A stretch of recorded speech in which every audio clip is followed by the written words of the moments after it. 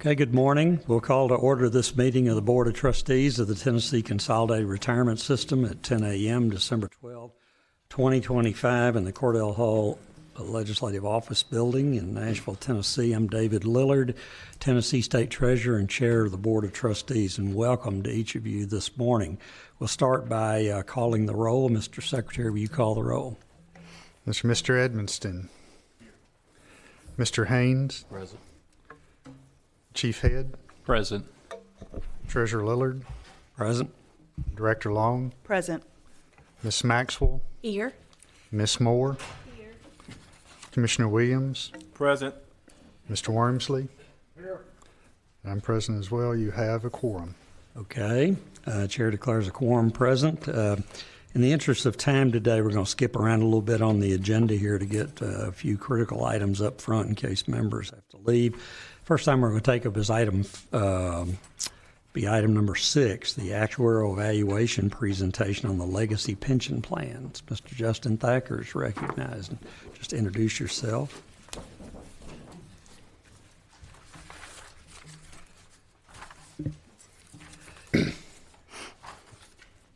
Hey, President. If I press it, it turns. Yep. Okay, Yep. Perfect. Good morning. My name is Justin Thacker, actuarial consulting firm of USI, bringing our legacy pension plan valuation results to you today as of June 30, 2025. Let me pull up our presentation.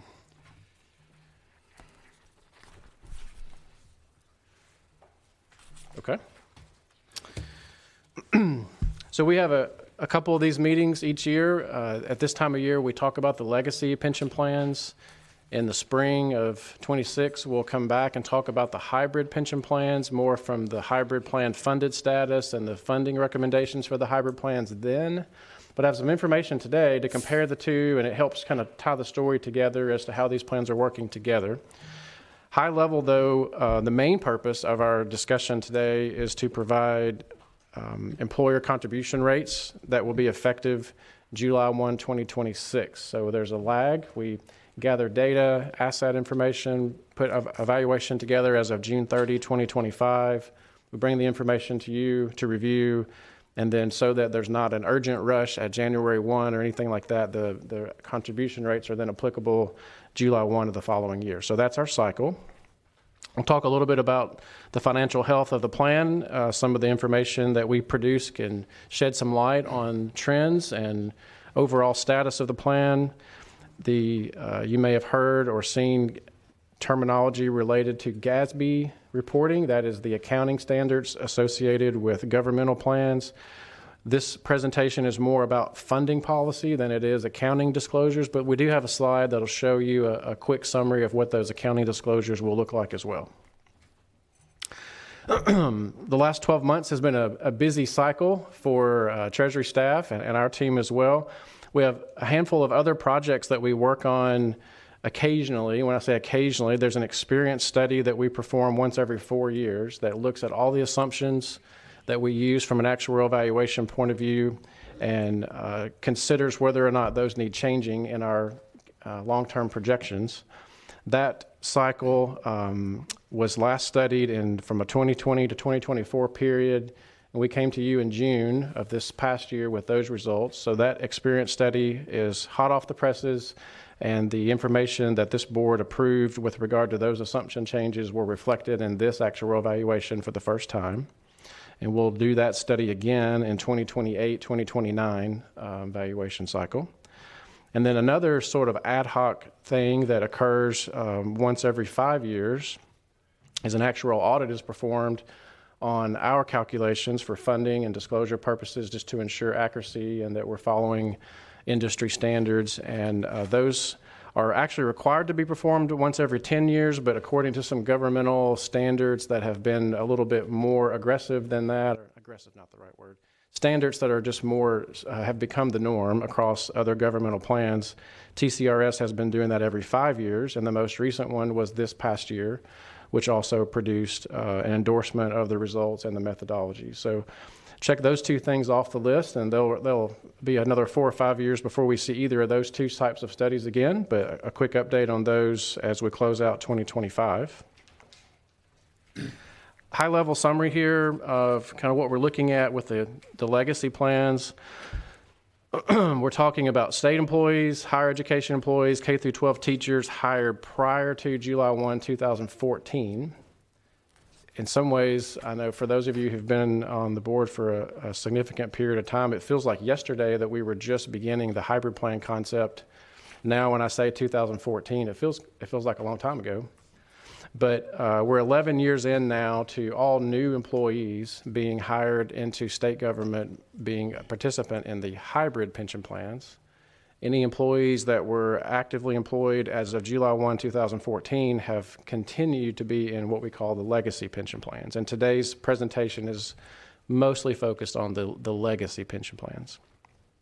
We still have, even though we're 11 years into the process of where any new employee is hired into the hybrid plans, we still have 159,000 active employees in the legacy plans and 189,000 retirees, of which they are receiving $3.5 billion of annual payments from the system, which I know is a significant impact on just the state of Tennessee in general. So TCRS has a huge impact in our economy. The market value of assets for the legacy plans, and these also include all the political subdivisions, but the market value of assets is just over $72 billion. If you include the assets from the hybrid plan, which the various hybrid plans, which are significantly smaller, $2 or $3 billion in those plans, our total TCRS assets as of June 30, 2025 are hovering around $75 billion. So a significant asset there. Let's see. Quick high-level summary. Again, the main difference between the legacy plan and the hybrid plans is the top row there shows that the benefit multiplier is slightly less in the hybrid plan.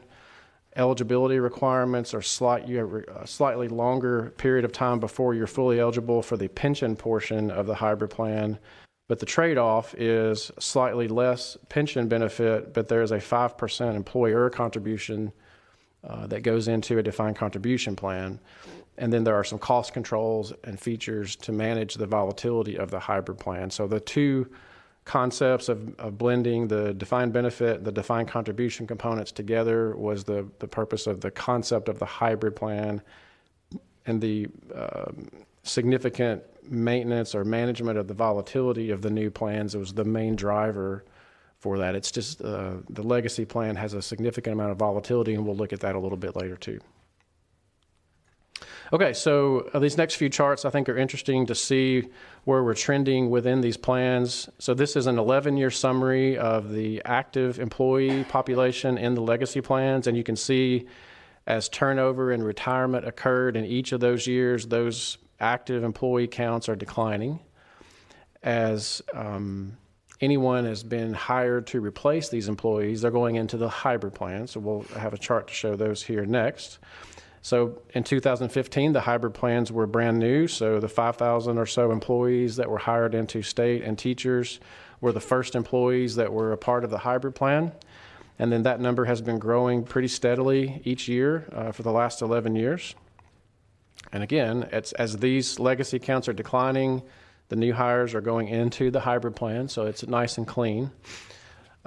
So these are showing state and teacher together. If we just look at the legacy state group, the blue bar is the legacy employees, the orange bars are the new employees that have been hired into the hybrid plan.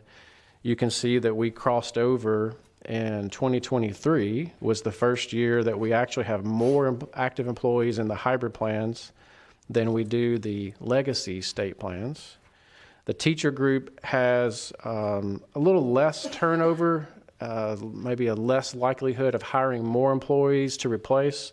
So it took a little longer, but in 2025, this year is the first year that we now see more employees in the hybrid teacher plan than we have in the legacy teacher plan.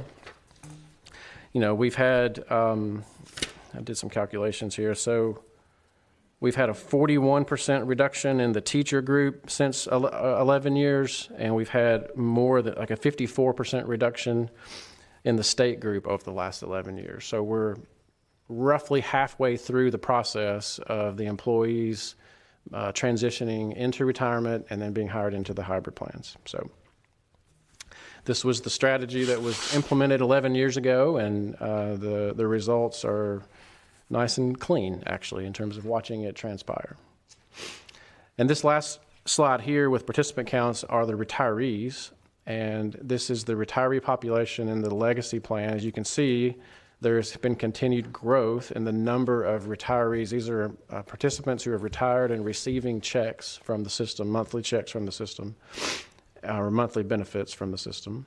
And the fact that this number is still growing suggests that more participants are retiring and being added to the rolls than are participants who are reaching the end of life and falling off the rolls, because the payments are made throughout the lifetime. And so we're still in a phase where the retiree population is growing as the active employees are retiring in the legacy plans. The next several slides, I'm just going to skip over these. They're in your presentation if you want to reference them. We've had these slides in here for several years if you have old ones that you want to compare to. But it's really just putting a lot of the information that was on the previous charts in a numerical format for comparison year over year sake.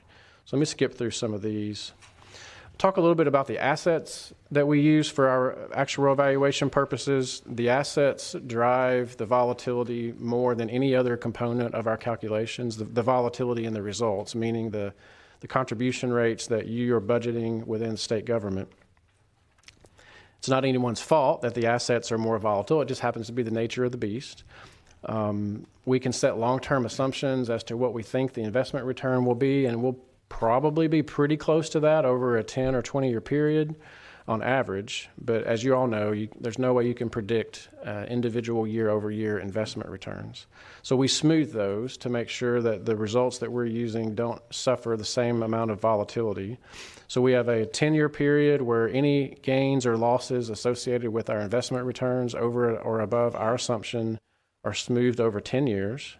And then to make sure that we don't get too far away from reality, if we are more than 80 or 120% away from the true market value, then we have a corridor that kicks in to make sure that we don't get too far away from the true market value.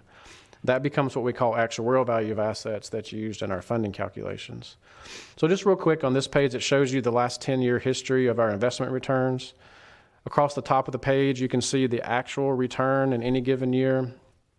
You can see the variability, although for the past 2 or 3 years of relative calmness in terms of hitting our numbers and exceeding the numbers.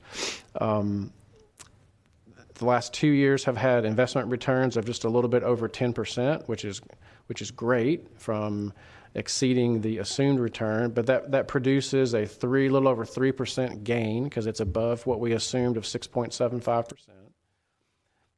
You can see where we were assuming in the earlier years in that second row, we had a 7.5% investment return assumption up until 2018. We lowered that investment return assumption to 7.25% and had that for several years, and then recently lowered it to 6.75% in 2022. Some of that was just a reflection of expectations in the investment market. Some of that was the downward pressure on interest rates that period of time experienced. So we continue to monitor that with each experience study, and we'll do that again in 2028. Bless you. And interesting too, you can see the smoothing method. The two biggest numbers on the page is exactly why we think smoothing the assets is a good idea. In 2021, there was a nearly 26% return, which created an 18% gain over our assumption. And then the following year, some of that was given back and produced a 10% loss when we had what doesn't sound too bad, a negative 3.6% return. But compared to the 6.75% expectation, that was a 10% loss. But you put those 2 years together, they don't feel so bad, right? So our smoothing method helps smooth that out rather than letting the contribution rates bounce around with those numbers. So because of that, we are currently withholding $4 billion of investment gains that have not been reflected in our calculations. If we had had significant losses in the past few years, we would have been holding back losses, and we're phasing those in over 10 years. So because of that, we're using 94% of the market value when we come up with these actuarial calculations. And what that does is it gives you cushion. If there is asset volatility in the next few years, there's room there to help absorb that as it gets spread out each individual year. Let's see, let me skip over a few of these other slides and get to some important pieces. This slide shows you the funded status on an actuarial value of asset basis. If you look in the middle row, the total state, the far right-hand side of that middle row is 94.5%. That's the funded ratio as it results from the 2025 actuarial valuation. Remember, that's using 94% of market value of assets, so this is a little conservative. But if you look to the left and compare that to last year, which was 94.1%, you can see good stability there. Similarly, the next row from the bottom, the next to last row is the teacher group. You can see that is now 101.5% compared to 101.9% in the prior year. The difference there is that both groups experienced a small asset gain, which would have helped the funded status, but we also reflected some experience study assumption changes this past year, which increased the liabilities by a small amount to offset some of that. So I'll show you a little bit more about that in a minute as well. Looking at this on a market value basis, this is the one slide that does show GASB accounting results. On a market value basis, the story is even better. On the far right-hand side, the total state row in the middle, you can see you've surpassed 100% funded status for the state group, which was 97.6 in the prior year.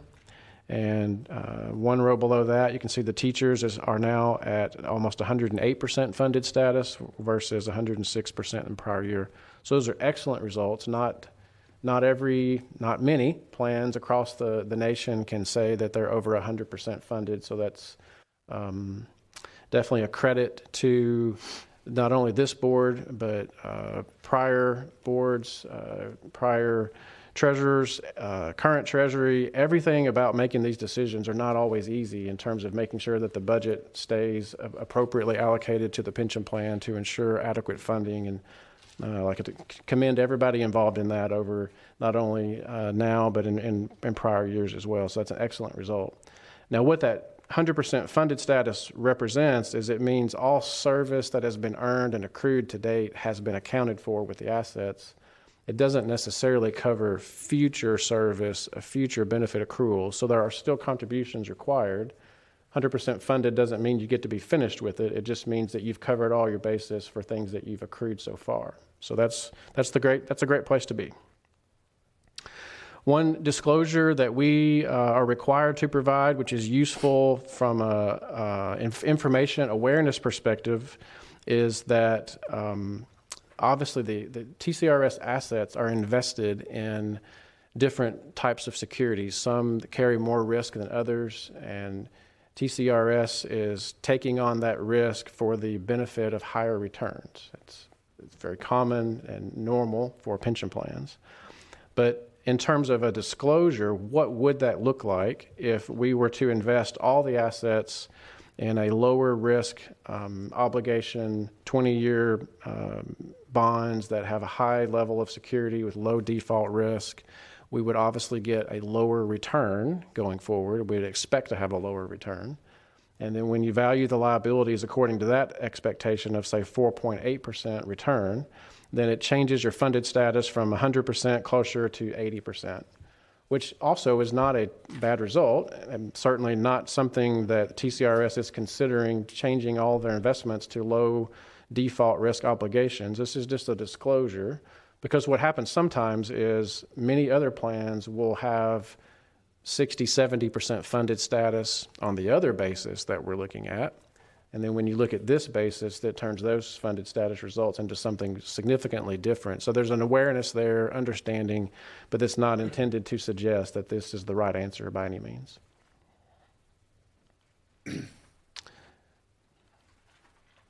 So when we put the assets and the liabilities together, run it through our modeling, and come up with the methodologies that the board has approved from a funding perspective, and also reflect our assumption changes that we talked about in March, and I've got a page in a moment that'll describe a few of those highlights. These are the contribution rates that we're recommending for July 1, 2026. This is probably the most important slide today in terms of what you'll be approving. but you'll see a little bit of an increase in each group, but relatively manageable there in terms of nothing significant. In terms of translating these percentages as a percent of payroll into dollars, also fairly stable among each group going from 2024 to 2025 actuarial evaluation results. Now, a couple slides here that I'll just touch on briefly. I won't talk about every line item, but just a couple of pieces that I think are interesting. These are the drivers of what changes the rate from one year to the next. We like to feel like if we can pinpoint all the pieces, it not only helps provide a good source of checking for us to make sure it makes sense, but it provides some insight into what's really going on with the plan. So the asset experience, the 10% returns that the TCRS experienced last year up through June 30, 25, even though we phased those gains over a 10-year period, so we only took 1/10 of that year's gain.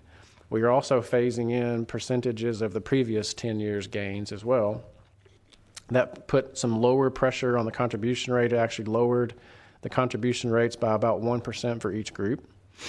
The other items here that are more material is salary experience. The compensation growth within each group was slightly higher than what we had assumed in the valuation, so that pushes our contribution rates up a little bit.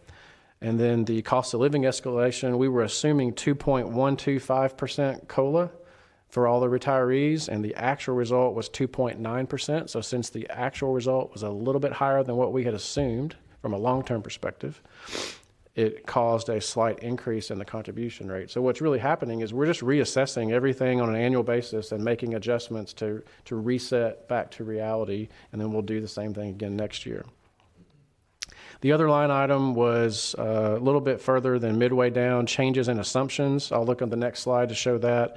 But these are the assumptions, the changes that we recommended in June that you adopted that also added about 1% back to each of the individual groups. So the assumption changes were largely offset by the investment experience, and then a couple of other smaller items added up to a slight increase this year. In terms of the assumption changes, the couple of the main items there, after assessing our mortality assumptions, we were able to alter the mortality, the longer-term mortality predictions. We already anticipate that mortality will continue to improve in the future, but altering the experience to what we were assuming allowed us to lower the contribution rate slightly after making those assumption changes.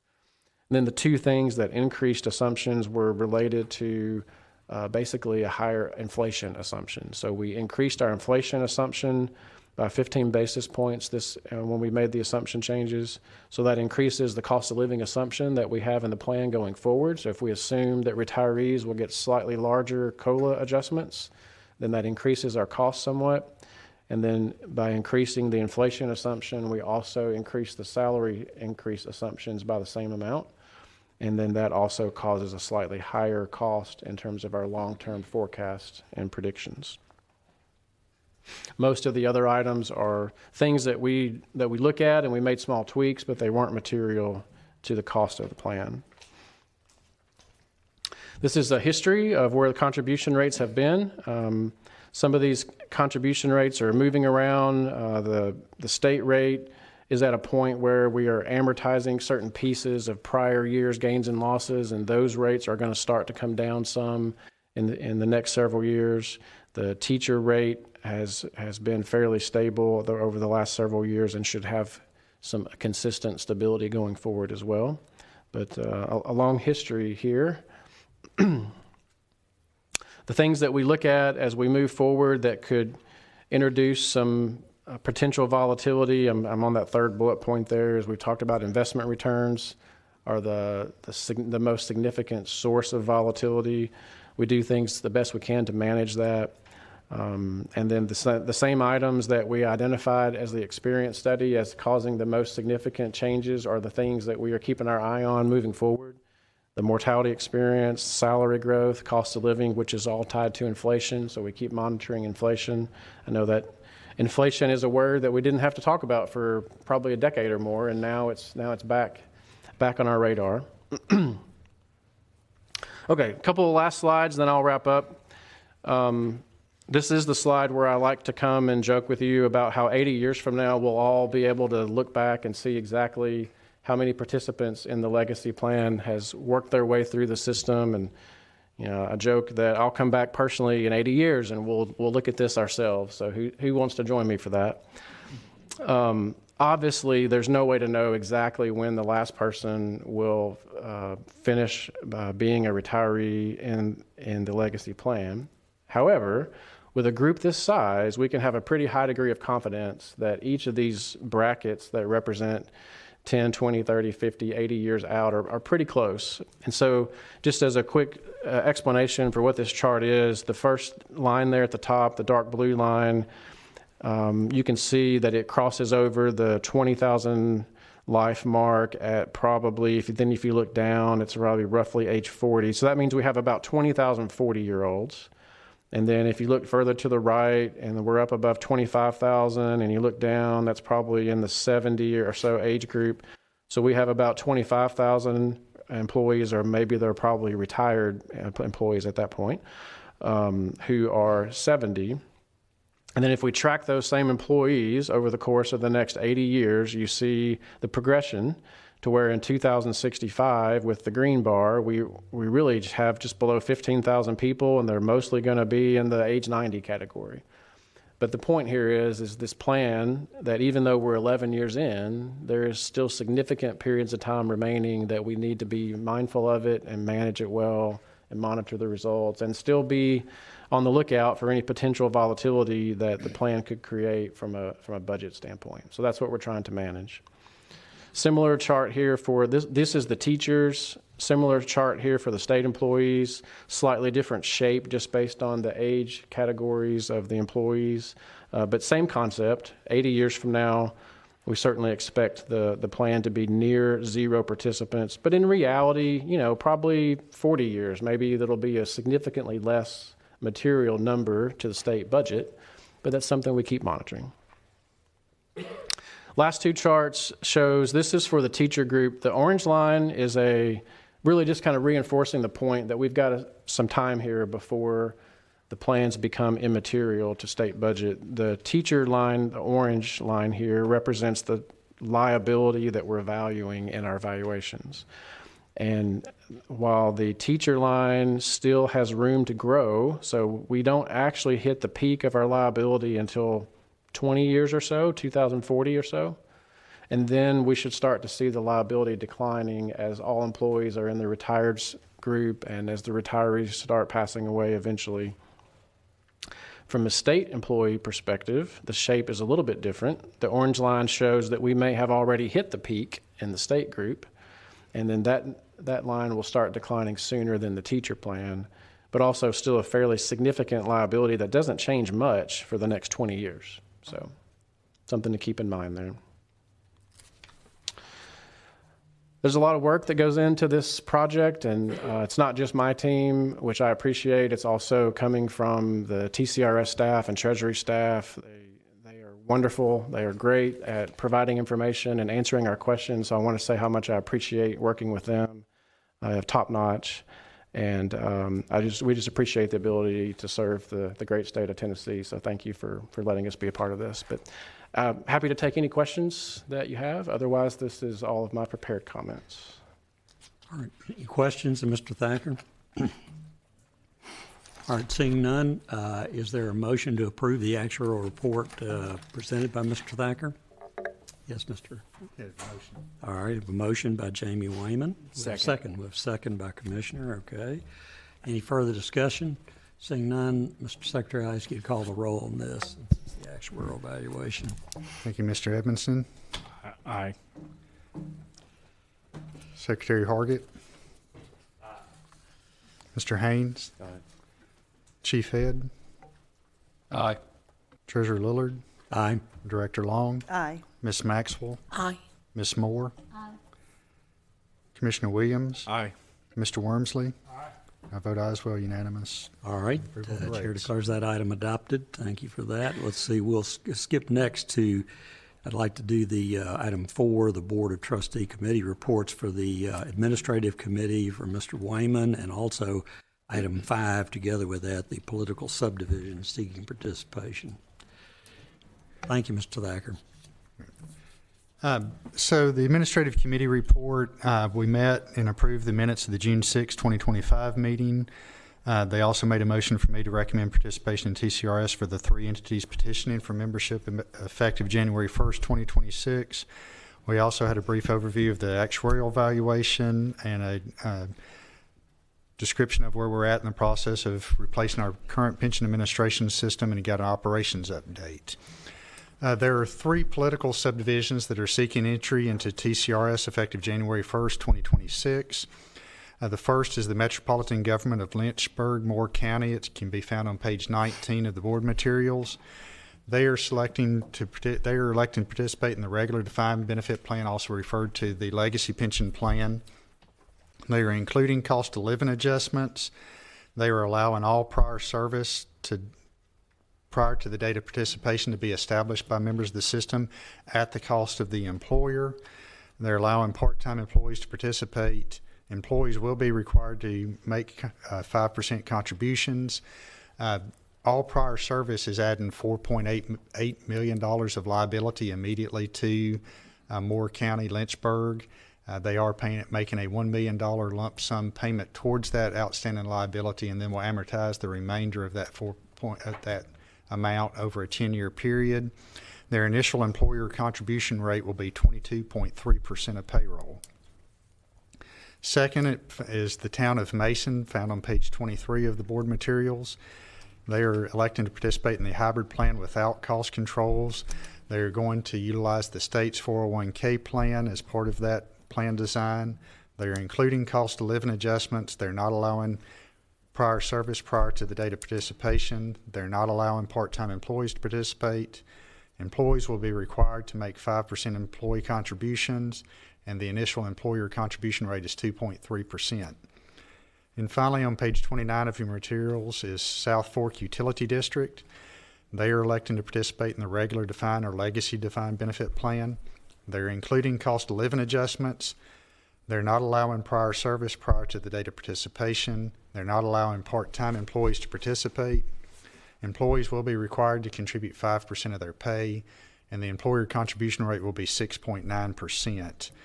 And I make a motion to the Board of Trustees to approve participation in TCRS effective January 1st, 2026 for the Metropolitan Government of Lynchburg, Moore County, the town of Mason, and South Fork Utility District. Okay, the chair will second that motion. Is there any discussion on the motion that's been made?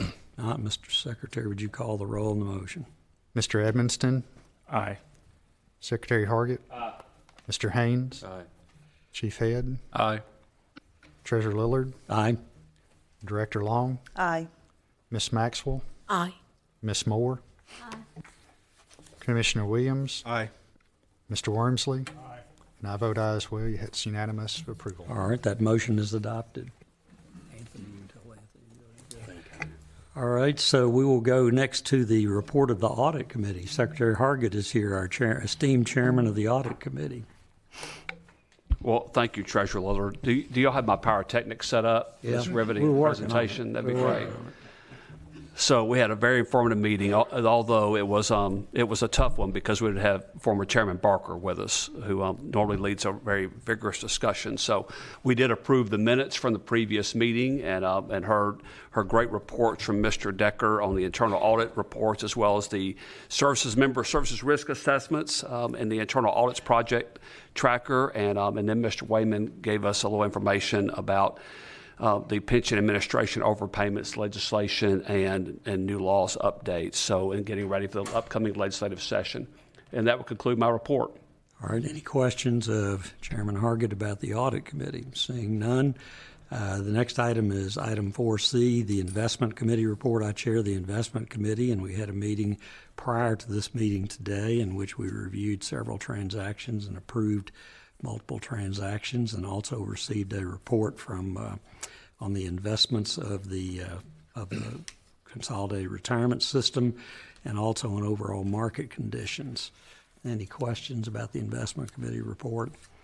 All right, seeing none, we'll move next to the Investment Committee, to investment report, which is item 7 of the agenda.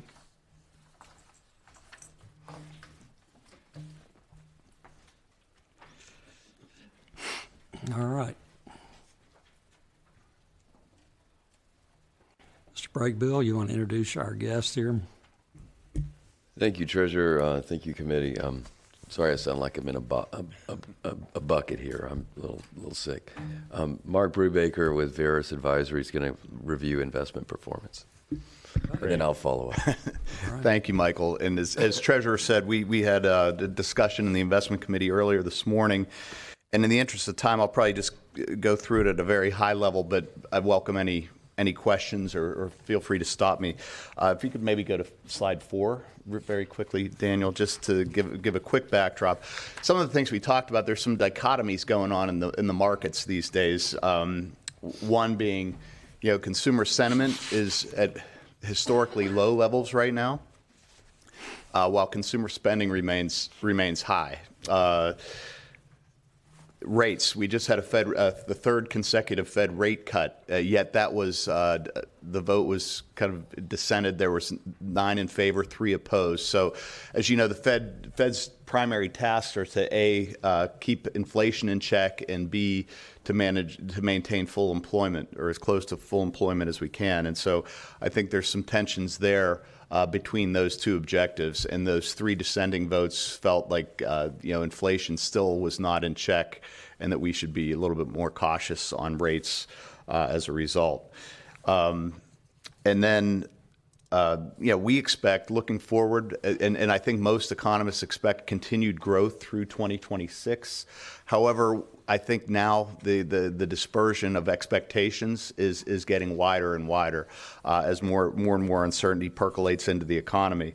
One of the things that we've seen here, and you can see on this slide, I know the numbers are small, but we talked about this earlier, and we've been talking about it for a number of years now, the concentration in the U.S. equity market, and the fact that the Magnificent Seven names have really driven, over the past 4 years, they've driven over 50% of the returns in the markets overall. We're finally starting to see a little chink in the armor of these AI companies and these mega growth companies. There's been a pullback. In fact, in November, growth stocks were actually down 1.6%, while value stocks were up 2.7%.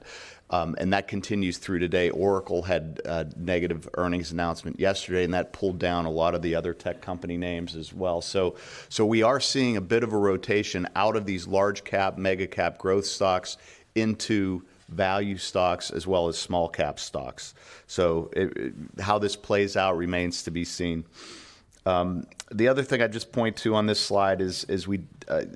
You can see going down the list, fixed income results for the quarter were pretty steady as well, up 2%. If you look at the Bloomberg Aggregate Index, which is the broad market index, real estate, the NAREIT index was up 2.7%.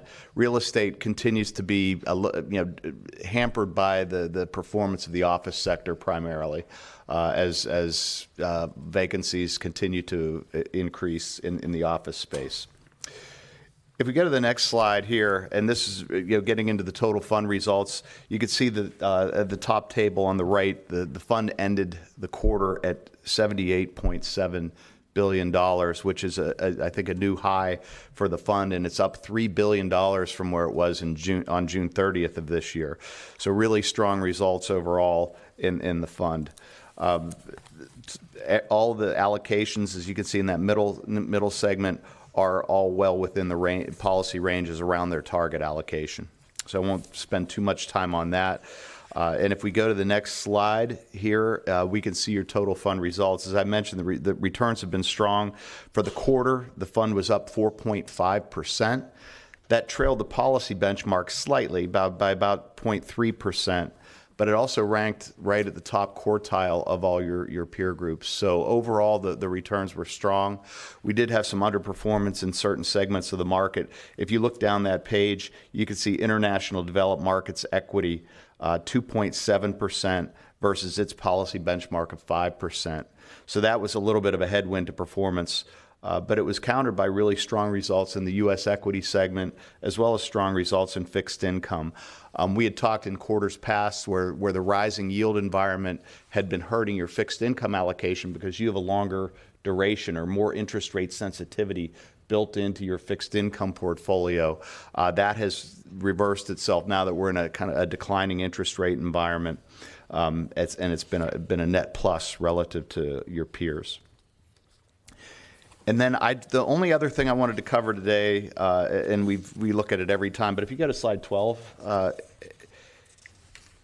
and here we can we take a look at your risk and return relative to your peer group. And so this scatter plot represents, these are public pension funds with assets greater than $5 billion, which is how we've defined your peer group. The red box on that chart represents your portfolio. And if you look at the table or the graph, the vertical axis represents return, and the horizontal axis represents risk. So that your red box there, you're above median with respect to the total return over the past 5 years, and slightly above median on risk. But overall, on a risk-adjusted basis, you look very, very strong relative to your peer group. And I will leave it at that, and I just want to save time for Michael to do his thing. Unless there are any questions, I'd be happy to answer any questions. Any questions of Mark here? All right, thank you. Thank you. And I'd just like to say we just recently went through a re-underwriting of our general consulting contract, and we engaged Veris Advisory. There's a whole flurry of activity that will kick off at the start of every contract, due diligence reports, asset liability studies, et cetera. And so when we walk into 2026, we've got a lot of work that Mark is going to be doing for the fund on that in that area. Just going on to talk about what we look at on the markets and the economy. We look at inflation, growth, valuations, monetary policy, and a peek at the portfolio.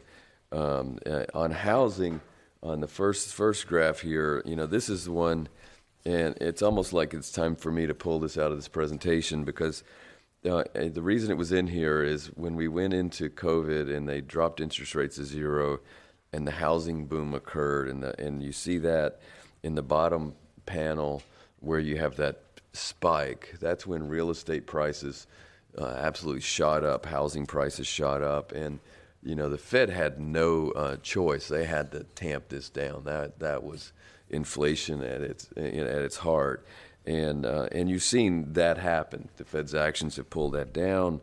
The housing market has basically has softened substantially. It says right there at the bottom panel, existing home prices as of September 30th, about 2.7% year to year. So basically in line with broad markets. It's actually probably even a little lower than that right now. And so that's been a huge change. Goods, the goods on the next page is an interesting thing because we had the same spike. You can see the spike through the center.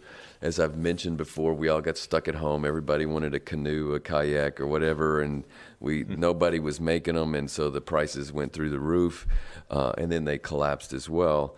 You've seen a tick up. Part of that tick up is probably tariffs right now. Hopefully, what you see is that goods really aren't that big a part of our economy, really. Housing's a lot larger, so yeah, goods can inflate a little bit, but it might not really matter all that much. So hopefully that's a hope, there. Unemployment on the next page.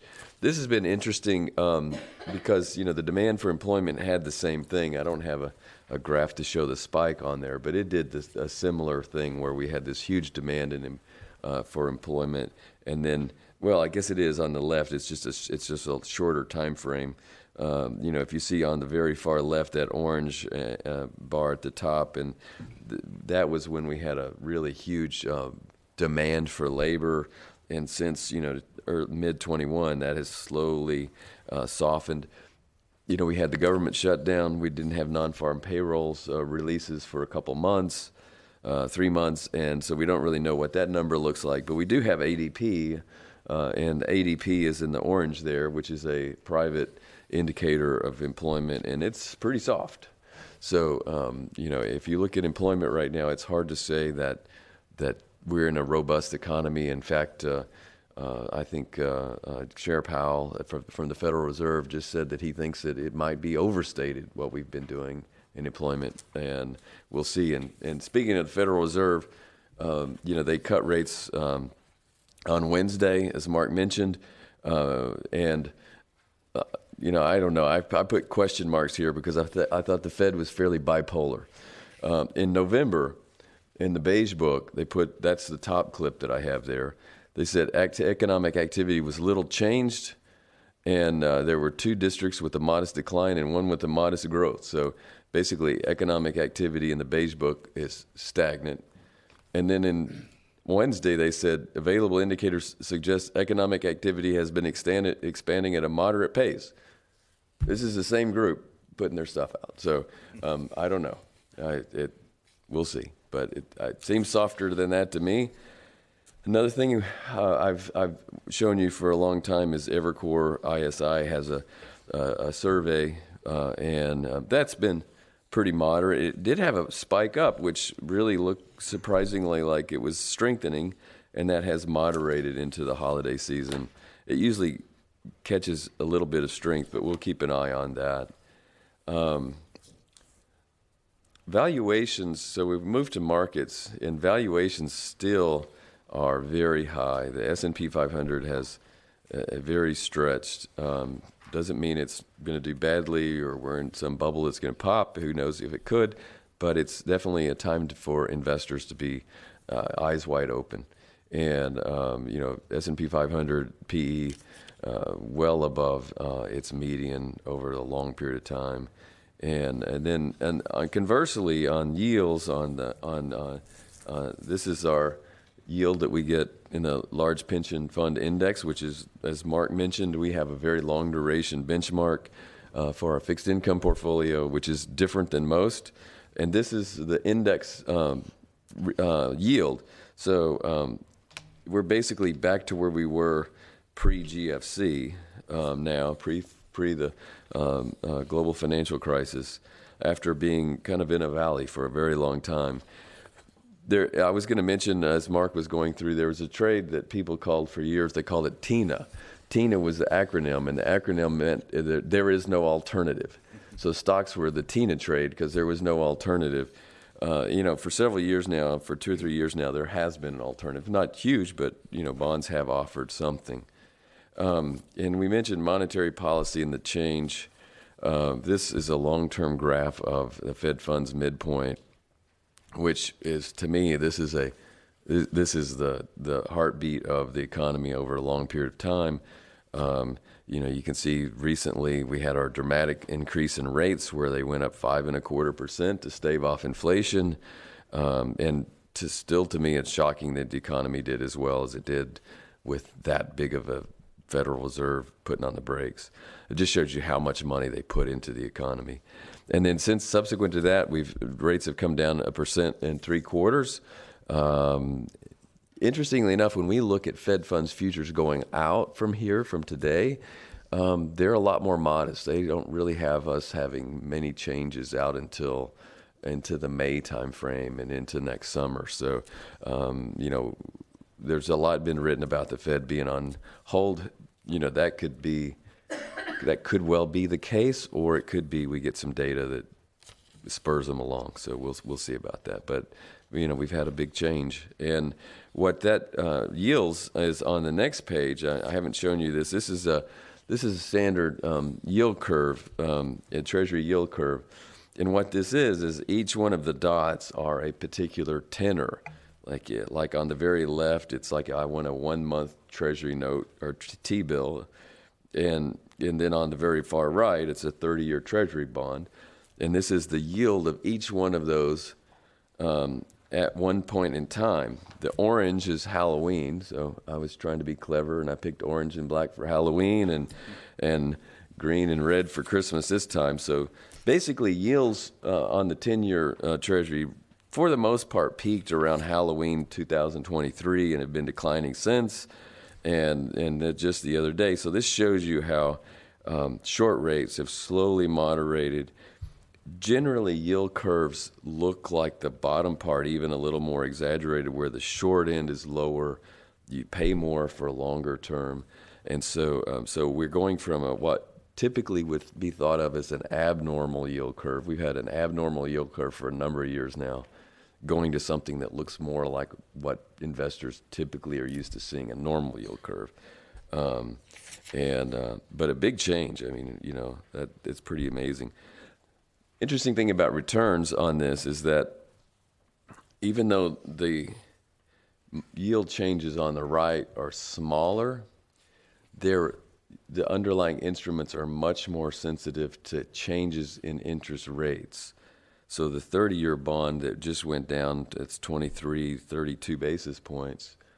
That 32 basis points is multiplied by very long duration, so it has a very big price impact on the thing. So those small changes have meant a pretty big change in yields. Moving on to the portfolio, this was Wednesday. Would say that we have our total from last night, and if you'll notice at the very bottom, in the market value on Wednesday was $79.9 billion. We have been above 80. In fact, we were above 80 at the close last night. It looks like markets are pretty soft today, so we're going to be down underneath that. But we're up a little over $4.25 billion fiscal year to date. Fiscal year to date returns about 6.5 at this time. I think as of close last night it was 6.75, which is our actuarial rate. So we kind of hit it before Christmas. But like I said, today's action is soft. We have slight overweight to international equities, a slight overweight to equities overall.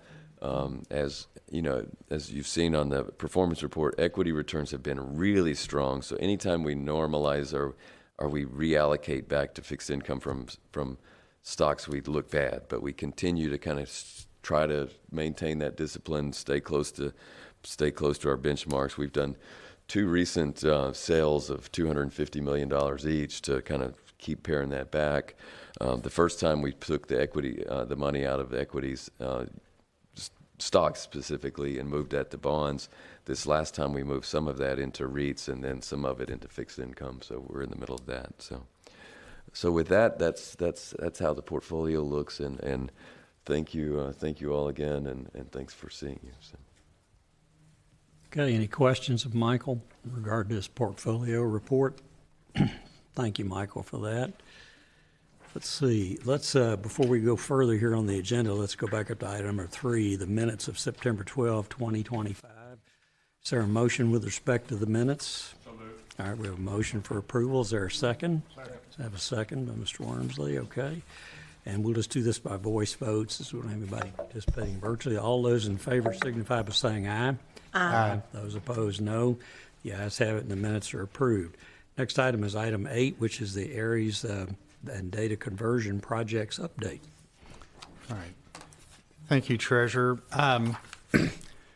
Bridget is going to bring up the slide related to that for a visual. But as you already recall, Treasury's in the midst of a multi-year project to replace our current pension administration system.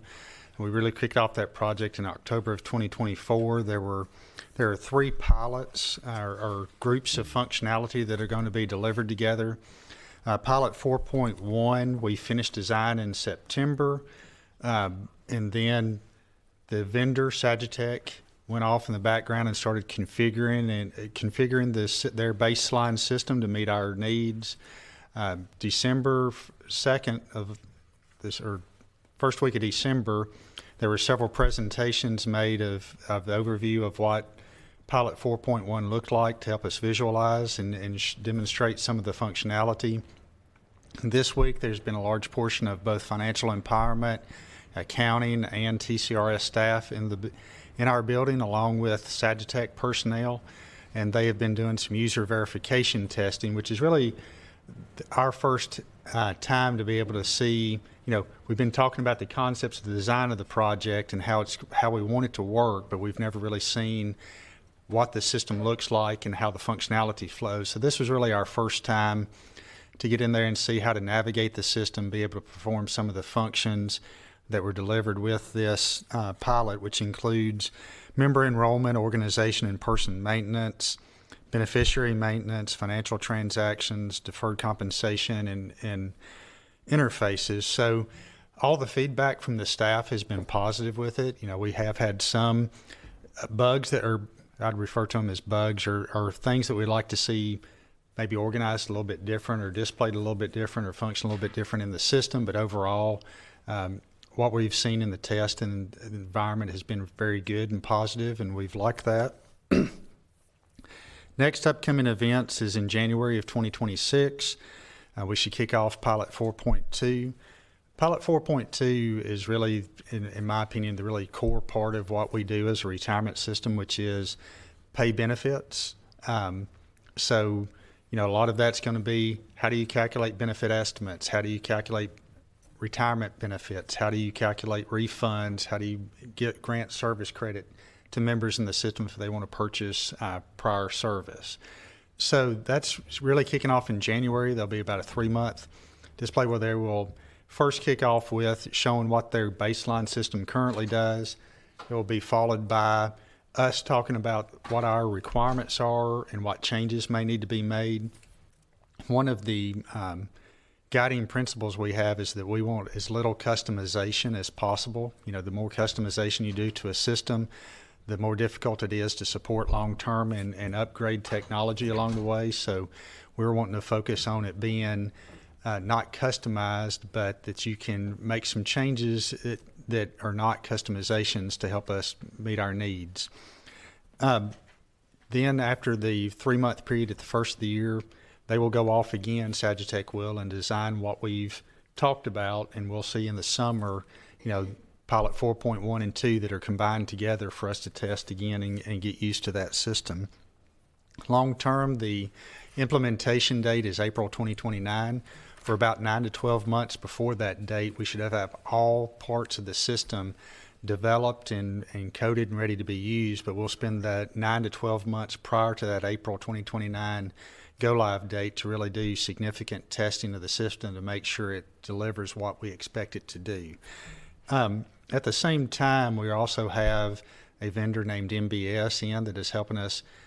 One of the key factors to this is taking the data that's in our current pension administration system, extracting it and changing it to make sure that it loads into the tables that are in the new pension administration solution. So that is a phased approach also. So they've been focused right now on extracting data that supports all the functionality that's delivered in 4.1.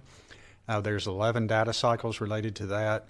9 of those have been completed when we're working on the last 2 data cycles, and hopefully have that completed by mid-January. So that is the update on the ARIS project. Okay, any questions, Mr. Wayman, in regard to the ARIS project? We're looking forward to that great result that I know we're going to have from that very important project. All right, we'll ask on item number 9 here if there's any public comment to be had today. Any public comment? Seeing none, let the record reflect that there is none. Item 10 is the next item, other business. I don't see any other business to be conducted. I will announce that future meetings of the board are tentatively set for March 13, 2026 and June 12, 2026, and we will not have board member education today, but we'll resume that after the March meeting. All right, with that, I'll wish each of you a very merry and happy holiday season. And is there a motion for adjournment? We have a motion, and we have a second. All right, we have a second. All right. All those in favor of adjourning, say aye. Aye. Those opposed, no. The ayes have it, and we're adjourned. Thank you very much for your service and your participation.